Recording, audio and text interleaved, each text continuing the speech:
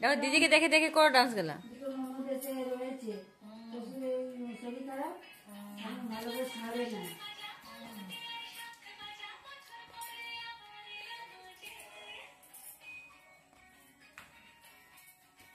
একটু কাছে হতো, তা আমি কিছুদিন 2-4 দিন গিয়ে সাপ দিতে পারতাম। অত দূরে কি আমি যেতে পারবো? আর আমার ক্ষমতা নেই।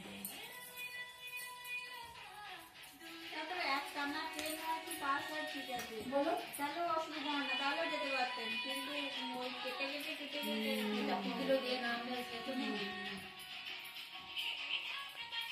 একটা না, যেমন ব্যাটের মধ্যে ঠান্ডা যদি হোক না, যে ঠান্ডা লেগে নামলে এই বলছিল বলছে কি দিদা তুমি আমার পরীক্ষার সময় তুমি আসবে, কিন্তু যাবো ওইটাই বলবি।